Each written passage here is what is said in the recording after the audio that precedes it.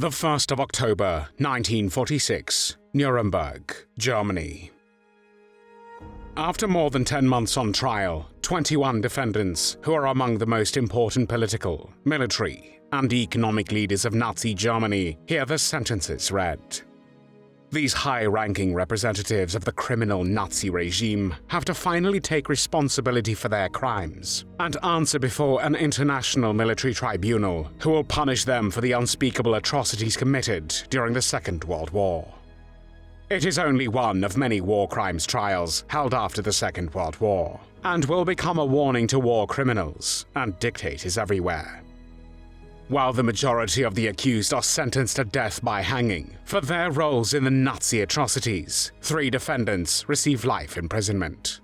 One of them is the German admiral who built and directed the German Navy, and during the major part of the Second World War, until his retirement in 1943, was in his position responsible for the atrocities committed by the Nazi naval forces. His name is Erich Raeder. Erich Johann Albert Raeder was born on the 24th of April 1876 in Wandsbek, then part of the German Empire. In his youth, Raeder was deeply influenced by his father's strict values, which emphasized hard work, thrift, religion, and obedience, principles Erich Raeder upheld throughout his life. He joined the Imperial Navy in 1894, and quickly rose through the ranks due to his intelligence and dedication, eventually becoming Chief of Staff for Admiral Franz von Hipper in 1912. Known for his cold and distant personality, Raeder was a man whom even his closest friends admitted to knowing very little about. During his career, the most influential figure in the Navy was Admiral Alfred von Tirpitz, the autocratic State Secretary of the Navy. Tirpitz aimed to make Germany a world power by building a powerful fleet to deter Britain from going to war with Germany, shifting the balance of power in favor of the Reich.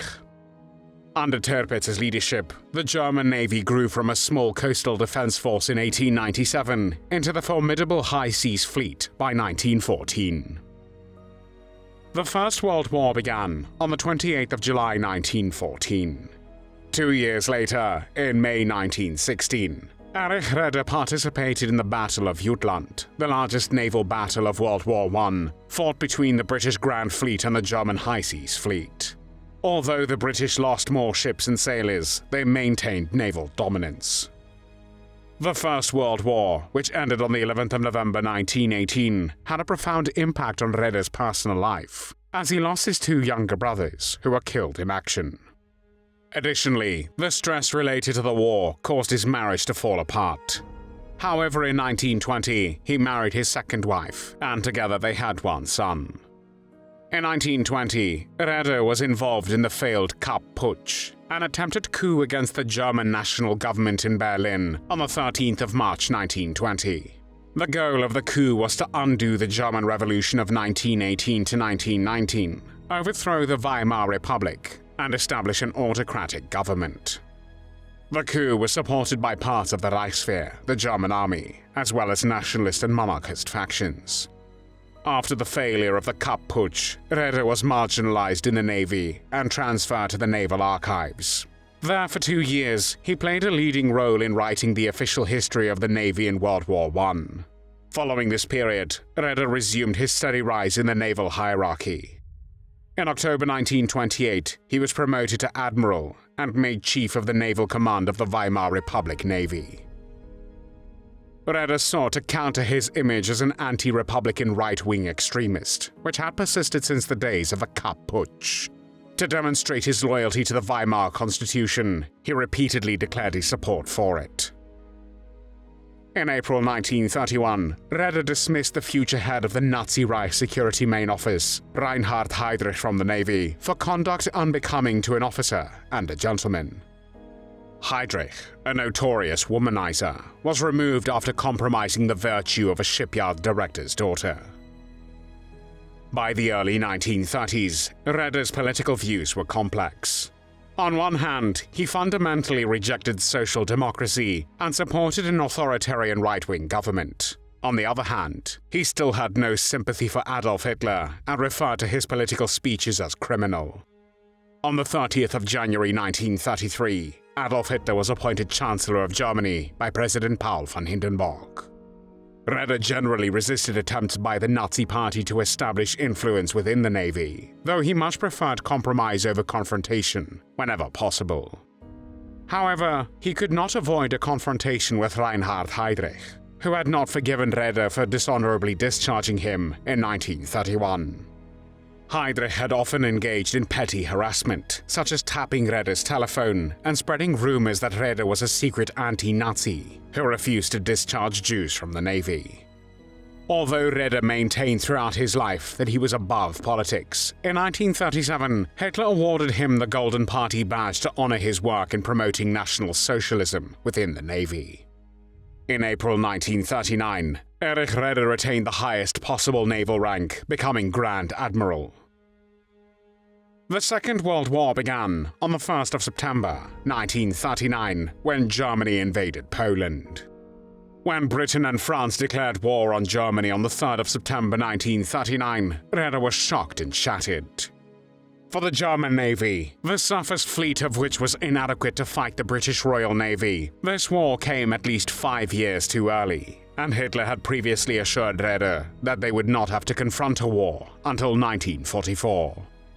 In the early months of the war, the Allies were using Norwegian airfields to transfer aircraft to the Finns fighting against the Soviets in the Winter War, which lasted from November 1939 to March 1940. Additionally, the Allies were mining Norwegian waters, alarming the Germans. If the Allies successfully used Norwegian naval bases or mined Norwegian waters, they could cut off Germany's vital iron ore imports from Sweden, tightening the blockade of Germany. In October 1939, Raeder proposed to Hitler the invasion of Norway. The primary motivation for Raeder's push was to use it as a base for naval attacks on Britain. It was only in early 1940 that Raeder first mentioned protecting the sea lanes for Swedish iron ore as a secondary reason for the Norwegian occupation. On the 9th of April 1940, under the code name Operation Weserübung, Nazi Germany invaded Denmark and Norway. Strategically, Denmark's importance to Germany was as a staging area for operations in Norway.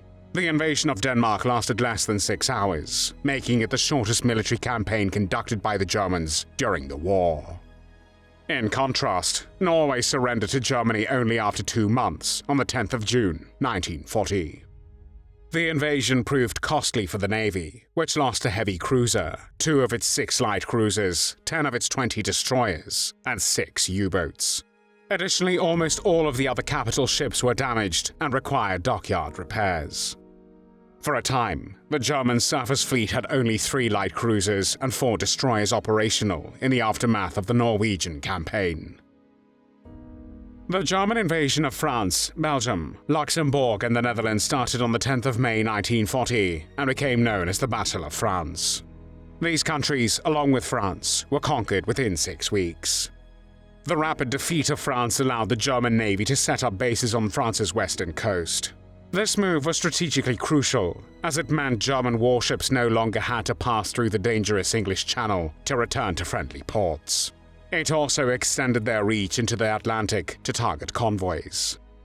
Following France's surrender, Raeder saw a chance to boost the Navy's strength by seizing French ships and staffing them with German crews. However, Hitler opposed this idea, fearing it would push the French Navy to align with the Royal Navy. Despite being at peace with France, British concerns about Raeder's plan led to the attack on neutral French Navy ships at the naval base at Mer el-Kebir. The British bombardment of the base on the 3rd of July 1940 killed 1,297 French servicemen, sank a battleship, and damaged 5 other ships, for a British loss of 5 aircraft shot down and 2 crewmen killed. After the attack, Prime Minister of the United Kingdom, Winston Churchill, wrote, "This was the most hateful decision, the most unnatural and painful in which I have ever been concerned." From September 1940, Raeder urged on Hitler an aggressive Mediterranean policy as an alternative to an attack on Russia, and voiced serious objections against the Russian campaign before the defeat of England. However, after he received an endowment of 250,000 Reichsmarks, an equivalent of more than 2.1 million United States dollars today, on the occasion of his 65th birthday in April 1941, he changed his position, and once the decision had been made, he gave permission 6 days before the invasion of the Soviet Union to attack Russian submarines in the Baltic Sea. It was common in Nazi Germany that many high-ranking officers of the German military received systematic bribes from Hitler in the form of extra pay, grants, and even gifts of land and estates.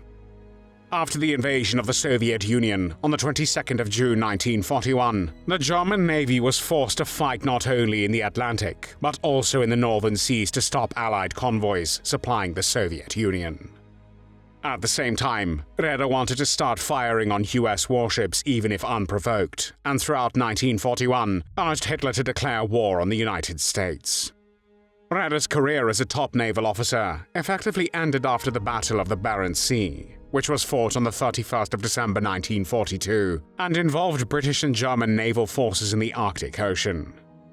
The British convoy, consisting of 14 merchant ships carrying over 100 aircraft, 2,000 vehicles, 200 tanks, aviation fuel, and other essential supplies, was en route to the Soviet Union when it was intercepted by a German fleet led by Admiral Oskar Kumets. Despite being outgunned, the British, commanded by Captain Robert Sherbrooke, effectively defended the convoy.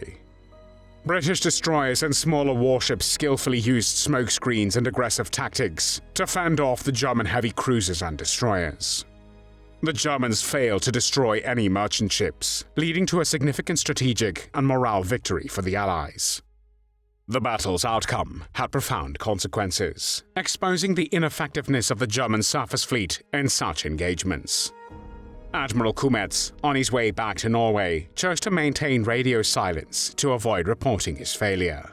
However, Hitler eventually learned about the incident, not from his admirals but from Reuters, which broadcast the news with great fanfare on the night of the 1st of January, 1943. This news infuriated Hitler, especially since he received official confirmation from Raeder only on the 6th of January, 6 days after the British radio announcement. Following Hitler's outrage, Raeder offered him his resignation. Karl Dönitz then replaced Erich Raeder as Commander-in-Chief of the Navy, and Raeder was named Admiral Inspector, a ceremonial office. The Second World War in Europe ended on the 8th of May, 1945, and the following month, Raeder was captured by Soviet troops and imprisoned in Moscow. At the end of July, he was taken to Nuremberg to stand trial on several counts: conspiracy to commit crimes against peace, planning, initiating, and waging wars of aggression, participation in war crimes, and crimes against humanity. The most serious charge against Raeder was that he carried out unrestricted submarine warfare, including sinking of unarmed merchant ships, of neutrals, non-rescue and machine gunning of survivors, contrary to the London Protocol of 1936. Raeder was found guilty on all counts and sentenced to life imprisonment. He was surprised by this verdict, as he had expected to be sentenced to death. Due to his ill health, Raeder was eventually released in September 1955. When Erich Raeder died of natural causes on the 6th of November 1960 in Kiel, West Germany, he was 84 years old.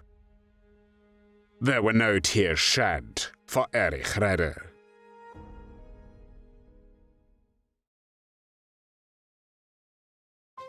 Thanks for watching the World History Channel. Be sure to like and subscribe, and click the bell notification icon so you don't miss our next episodes. We thank you, and we'll see you next time on the channel.